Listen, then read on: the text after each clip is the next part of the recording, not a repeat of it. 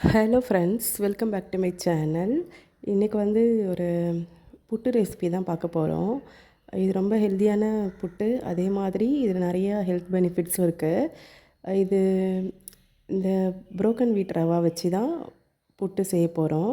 எப்படி செய்யலான்னு பார்க்கலாம் வாங்க. நான் வீடியோவில் காமிச்சிருக்க மாதிரி அந்த பவுல் இருக்குல்ல, குட்டி பவுலில் ரெண்டு பவுல் அளவு நான் கோதுமை ரவா எடுத்துக்கிறேன்.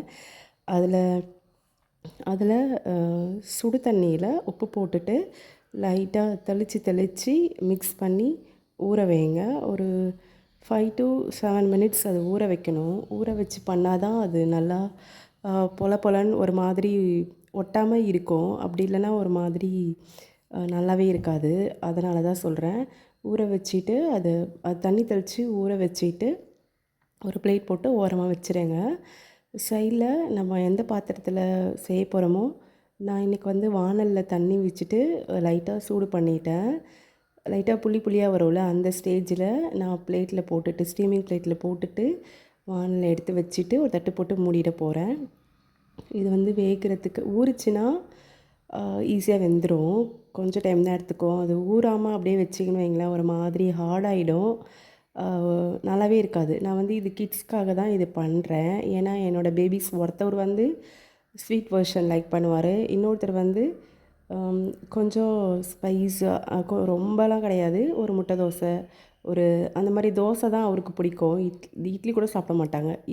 ஒருத்தவர் என்ன பண்ணுவாருன்னா, ட்வின்ஸ் இல்லை, அப்படியே ஆப்போசிட் வெர்ஷனில் தான் 2 பேருமே இருப்பாங்க. எப்போவுமே எங்கள் வீட்டில் 2 இருக்கும்.